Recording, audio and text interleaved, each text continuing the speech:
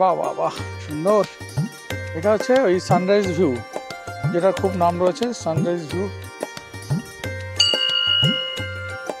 নামথিং পোখরি লেকের সামনে এই মন্দির।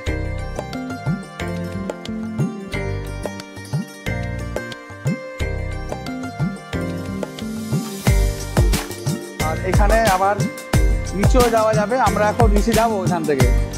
এই হচ্ছে ট্রি হাউস।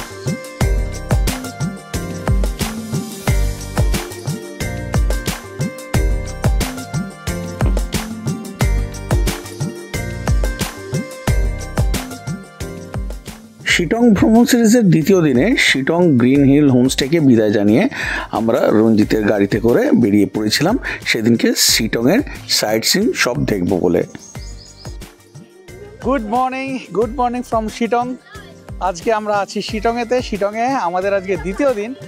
আজকে একটু বেরিয়ে পড়েছি রঞ্জিতের সাথে, যে রঞ্জিতের হোমস্টে তো আমরা ছিলাম কালকে, দেখেছো। সেইখান থেকে আমরা আজকে চলে যাব আর একটা হোমস্টেতে, কিন্তু তার আগে ওর গাড়িতে করেই শিটংয়ের যে সাইট সিনগুলো রয়েছে, যেগুলো চাইলে তোমরা করে নিতে পারো, বেশিক্ষণ সময় না, মোটামুটি ঘন্টা চারেকের মধ্যে করে নিতে পারবে। তো সেই সাইট সিনগুলো আজকে আমরা করব। তো চলো দেখে নাও কেমনভাবে আমরা সাইট সিন করছি। প্রথমেই আমরা আজকে চলে এসেছি যোগীঘাটেতে। যোগীঘাটে ঘুরবো, কেমন কি আছে না আছে আমি জানি না, ফার্স্ট টাইম আসছি শিটংয়েতে, সেই কারণে একটু বেশি এক্সাইটেড। তো চলো আগে দেখে নিই এই যোগীঘাটকে, কেমন লাগছে এই যোগীঘাট।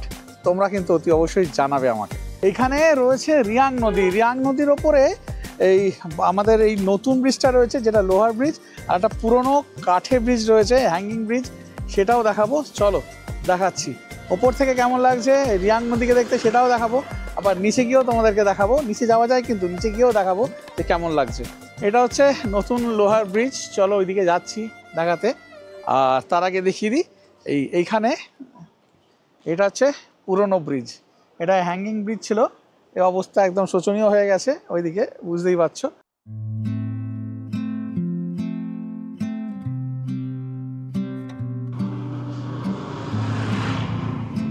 এখানে সবাই সেলফি নিতে ব্যস্ত, আর দারুণ লাগছে কিন্তু, অপূর্ব সুন্দর হাওয়া দিচ্ছে। আর এইখানে দেখো এই ফ্ল্যাগগুলো সব উড়ছে, অপূর্ব, দুর্দান্ত দুর্দান্ত। দেখো অনেকে কিন্তু আবার নদীর কাছেও নেমেছে। ছোট ছোট বাচ্চাদের জন্য এখানে গাড়ি রয়েছে, আর এখানে আবার নিচেও যাওয়া যাবে, আমরা এখন নিচে যাব এখান থেকে।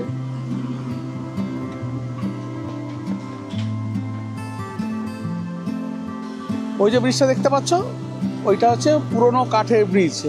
এখন তো ওটা যাওয়া আসার যোগ্য নেই, মানে ভাঙাচোরা পুরো। আর দেখো এখানে কিরম নদী বয়ে যাচ্ছে।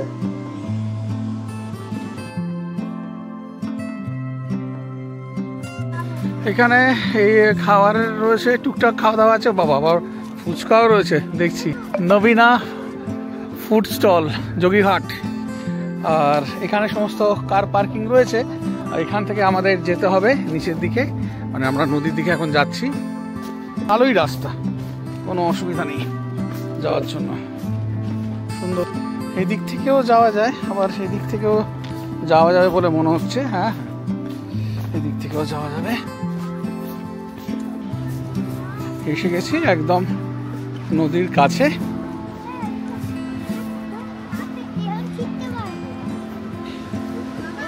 এসে গেছি একেবারে নদীর ধারে, একটু সাবধানে পাটা ফেলতে হবে।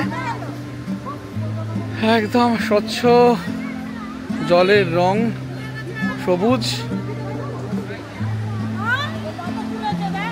এই ব্রিজ এই ওপর থেকে দেখাচ্ছিলাম একটু আগে, এখন এই নিচে চলে এসেছি।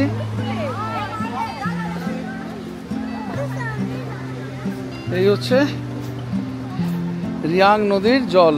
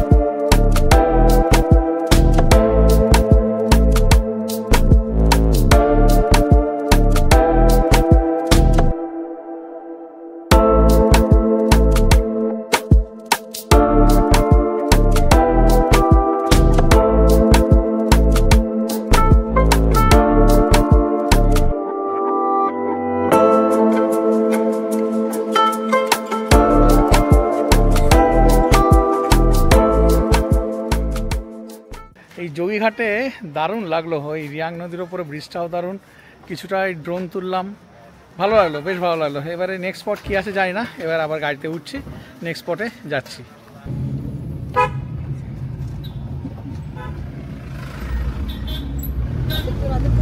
সাইট সিনে ফার্স্ট স্পট তো দেখিয়ে দিলাম যোগীঘাট। তো আজকে সাইট সিন করছি এই রঞ্জিতের সাথেই। এই রঞ্জিতের হোমস্টেতে তো আমরা ছিলাম কালকে, তোমরা তো দেখেছো। তোমরা চাইলে এই রঞ্জিতের সাথে কিন্তু একদম এই সাইট সিনটা করে নিতে পারো। আমার মোটামুটি লাগে ঘন্টা 5-6 মতো, সেটা তোমাদের উপর ডিপেন্ড করছে তোমরা কোনখানে কতটা সময় দেবে। আর খরচা পরে ওই 2500 টাকার মতো। এটা সিজন অফ সিজনে একটু ওঠানামা করে। আমরা এখন যাচ্ছি আমাদের যে সেকেন্ড স্পট মংপুতে গিয়ে আবার তোমাদের সাথে দেখা হচ্ছে।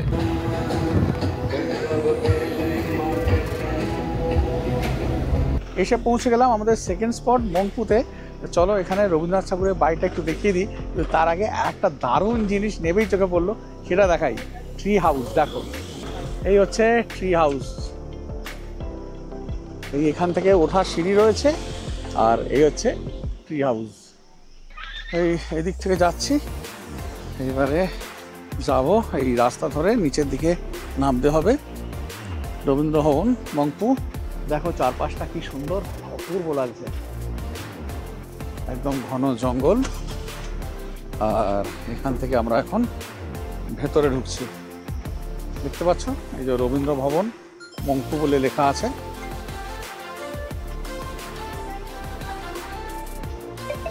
ঠিকই রয়েছে এদিকে এই ট্রি হাউসটা, এখানে এই রবীন্দ্রনাথ ঠাকুরের মূর্তি রয়েছে।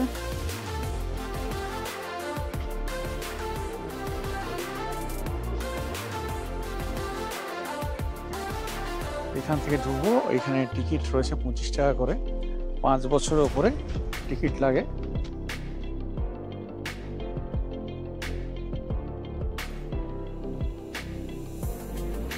এখানে আছে টিকিট কাউন্টার, এই টিকিট কাউন্টার থেকে টিকিট করে নিলাম। এরকম টিকিট করে নিতে হবে। এদিকে মেন এন্ট্রান্স দিস ওয়ে বলে লেখা রয়েছে, খুব সুন্দর চারিপাশটা।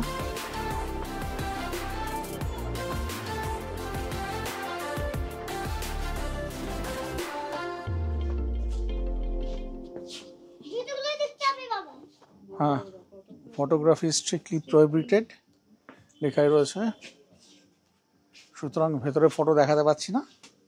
আমরা একটু নিজেরা ঘুরে দেখে নিই ভেতরটা, দেখে নিয়ে তারপর আবার তোমাদের সাথে দেখা হচ্ছে।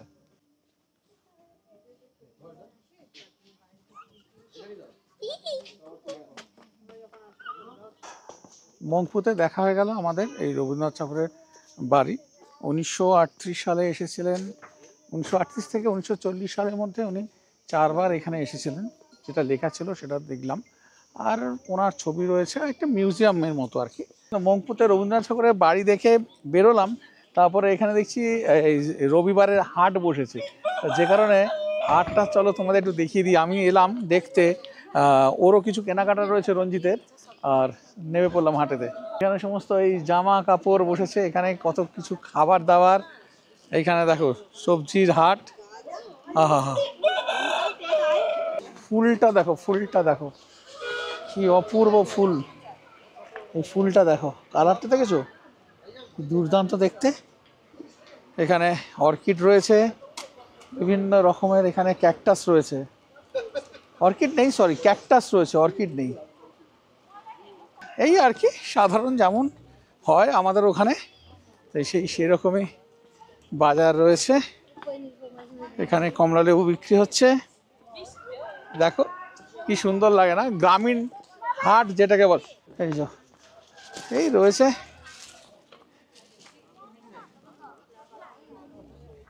চলে এসেছি আমাদের থার্ড পয়েন্ট লেপচা মনিস্ট্রিতে। ওফ, কোমর একেবারে ব্যথা হয়ে গেছে, এত খারাপ রাস্তা মানে বলার বাইরে। তো চলো এবারে লেপচা মনিস্ট্রিতে যাবো। শুনলাম এটা প্রায় 300 থেকে 350 বছরের পুরনো এই মসজিদটা, যে কারণে খুব এটা ফেমাস। চলো যাই। এখানে সব গাড়ি পার্কিং করা, আর এই ওপরের দিকে আছে আই লাভ শিটং লেখা, ওটা পরে যাব। আগে এই দিক থেকে যাব, এইদিকে এই লেপচা মনিস্ট্রিতে এই রাস্তা আছে এরকম, এই রাস্তা দিয়ে চলে যেতে হবে।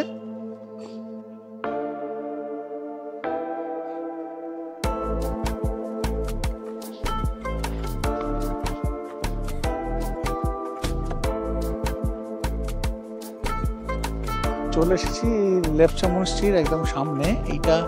এই হচ্ছে লেপচা মনস্ট্রি। এটা হচ্ছে পুরো মাটির তৈরি, কিন্তু এই মনস্ট্রিটা বহু পুরনো, যেমন বলছিলাম। এখানে জুতো খুলে তারপর ঢুকতে হবে ভেতরে। দেখতে পাচ্ছ পুরো মাটির, কিন্তু দেওয়াল থেকে শুরু করে এখানে সিঁড়ি সব কিছু মাটির।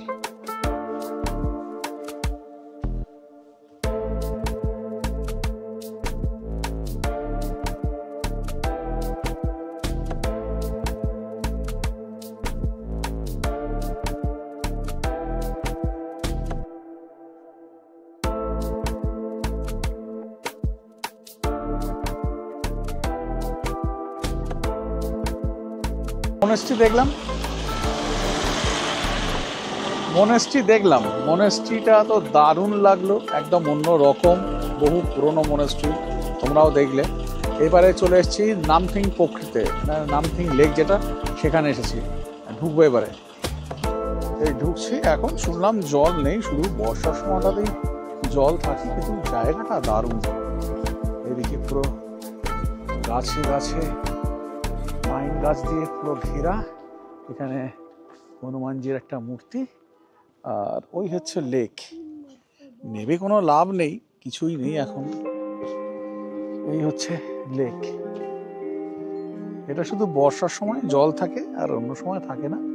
চারিপাশ দিকে একদম এই পাইন গাছ দিয়ে ঘেরা, ওটাই দেখতে ভালো লাগছে, সুন্দর। এখানে বজরংবলীর একটা মূর্তি, খুব সুন্দর। এখানে এই জামা কাপড় বিক্রি হচ্ছে, কিছু জিনিস বিক্রি হচ্ছে, আর এই পাশ দিয়ে রাস্তা রয়েছে, যাওয়া যেতে পারে। এই পাইন গাছে ঘেরা, খুব সুন্দর লাগছে দেখতে।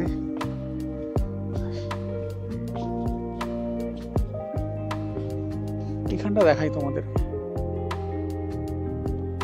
পাইনের জঙ্গল।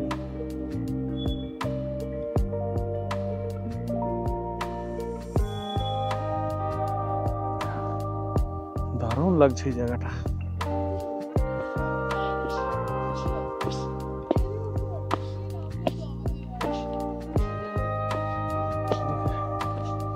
এরকম রাস্তা দিয়ে উঠে যেতে হবে, মাটিরই রাস্তা। এইসব জায়গা ঠিক আছে শীতকালে, কিন্তু বর্ষাকালে একদম রিস্ক নেওয়া ঠিক নয়। অপূর্ব অপূর্ব, দুর্দান্ত লাগছে। ফার্ন হয়ে রয়েছে, দেখো কি সুন্দর, ভর্তি ফার্ন, দারুণ লাগে ফার্ন দেখতে। আমার অনেকটা সেই লাভার এই পাইন ফরেস্টের মতো লাগছে জায়গাটা। এবং রাস্তা উঠে গেছে এখান দিয়ে, ডান দিকে। বাহ বাহ, খুব সুন্দর, অপূর্ব। সিংকোনা গাছও রয়েছে এই সাইডে। আর আমরা এখন উঠছি, একটু স্টিফ রয়েছে, কোনো ব্যাপার না, ভালো লাগছে। ঠান্ডা ওয়েদারটা তো দারুণ লাগছে। অসুবিধা কিছু নেই, এইখানে প্রচুর গাছের শেকড় আছে, পা আটকে আটকে উপর দিকে উঠে যাও। বাহ বাহ বাহ, সুন্দর, খুব ভালো। এসে গেছি মন্দিরের কাছে, নামথিং পোখরি লেকের সামনে এই মন্দির। দেবাদিদেব মহাদেবের মন্দির এটা।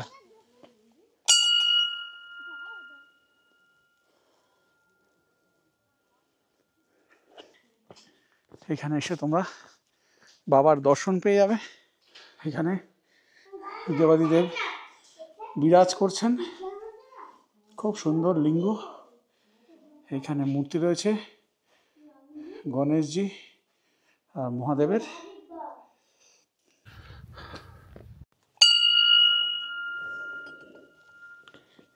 খুব সুন্দর লাগলো, দারুণ, মানে আসাটা সার্থক।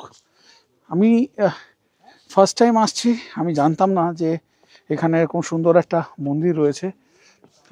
জিজ্ঞাসা করতে বললো যে হ্যাঁ মন্দির রয়েছে।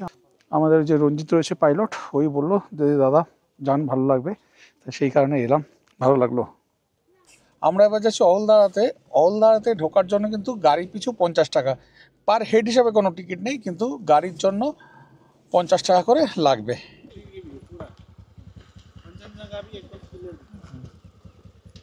এসে পৌঁছে গেলাম আজকে আমাদের 5th অ্যান্ড ফাইনাল ডেস্টিনেশন অলদারা ভিউ পয়েন্টেতে।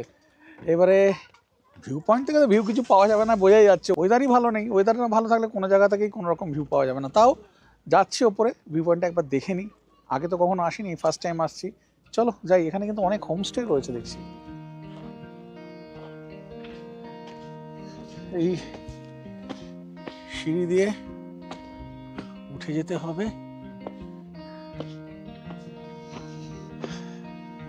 শুধু মানুষের ভিড়ই রয়েছে, আর কিছু দেখা যাচ্ছে না এখান থেকে। এখন কোনো উপায় নেই। অনেক কিছু খাবারের ব্যবস্থা রয়েছে এখানে। এই যে চা বাগান, চা বাগানের মধ্যেই সব বসে গেছে।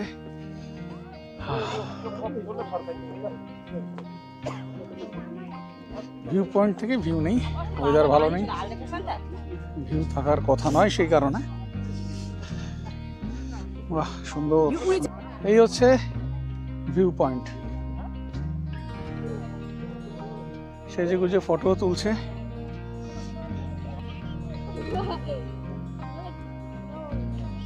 এই যে এখানে হোমস্টে রয়েছে, এইদিকে হোমস্টে রয়েছে, প্রচুর হোমস্টে রয়েছে, প্রচুর প্রচুর। এটা হচ্ছে ওই সানরাইজ ভিউ, যেটার খুব নাম রয়েছে, সানরাইজ ভিউ হোমস্টে। অলধারাতে এসে তোমাদের তো আমি ভিউ দেখাতে পারলাম না, কিন্তু এরা খুব সুন্দর হোমস্টে সন্ধান দিচ্ছি। একদম নতুন হয়েছে, খুব ভালো পজিশনে, তা সেটা সন্ধানটা একটু দিয়ে দিচ্ছি। চলো একটু দেখে নাও। সব রুমে গেস্ট রয়েছে বলছে, যে কারণে আমি দেখাতে পারছি না। এই রয়েছে এই শেপ কটেজগুলো, আর এরকম বিশাল লনের মতো রয়েছে। এটার নাম হচ্ছে অলদারা ভিউ পয়েন্ট হোমস্টে। এদের পুরনো রয়েছে ওইদিকে কটেজ, ওদেরই এগুলো নতুন হয়েছে। সব কটাতেই কিন্তু গেস্ট রয়েছে, সেই কারণে ভেতরটা দেখাতে পাচ্ছি না। এইগুলো হচ্ছে সব পুরনো পুরনো কটেজ, আর এইগুলো এই তিনটে হচ্ছে নতুন কটেজ। এখান থেকে মানে ভিউ পাবো না, ভিউ পাওয়া যাবে। বিশাল লন রয়েছে। অলদারা ভিউ পয়েন্ট তো দেখা হলো। যেটা বলবো, আমার খুব একটা ভালো লাগেনি, যদিও আমরা ভিউ পাইনি। ভিউটা পেলে হয়তো ভালো লাগতো। তার বাইরে পুরো একেবারে সেই বাজার হয়ে গেছে, যেমন আমাদের দার্জিলিংয়ে বাতাসিয়া লুপে সাংঘাতিক ভিড়, ভাট্টা, খাবার দাবার, সাজগোজ এইসব চলে আর কি। তো সেরকম এখানেও ওইসবই চলছে, যে কারণে আমার জায়গাটা ভালো লাগেনি। শান্ত শিষ্ট নিরিবিলি এরকম কোনো ব্যাপার নেই এখানটাতে। এইগুলো হচ্ছে পুরনো যে কটেজগুলো রয়েছে সেইগুলো।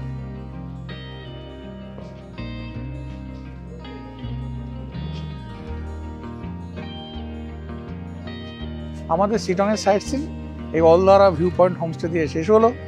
তোমাদের কার কেমন লাগলো আজকে ভিডিওটা অতি অবশ্যই কিন্তু জানাবে। যদি ভালো লাগে তাহলে একটা লাইক দিয়ে দিও, আর কমেন্ট করে জানিও কেমন লাগলো। চেষ্টা করছি তোমাদেরকে নতুন নতুন জায়গা দেখানোর, নতুন নতুন সমস্ত সন্ধান দেওয়ার। তোমাদের সাথ পেলেই তাহলে কিন্তু ট্রাভেল আর্নি 0.3 চ্যানেলটাকে এগিয়ে নিয়ে যেতে পারবো। তাই তোমাদের সাথ একান্ত কাম্য। ব্যাস, আর কিছু বলবো না। আর একটা কথাই বলবো, যারা এখনো পর্যন্ত ট্রাভেল আর্নি 0.3 চ্যানেলটাকে সাবস্ক্রাইব করোনি, তারা প্লিজ চ্যানেলটাকে সাবস্ক্রাইব করে বেল আইকন প্রেস করে অলটা প্রেস করে দাও। সাবস্ক্রাইব করতে কিন্তু পয়সা লাগে না, শুধু এইভাবে পাশে থাকো, আর কিছুই না।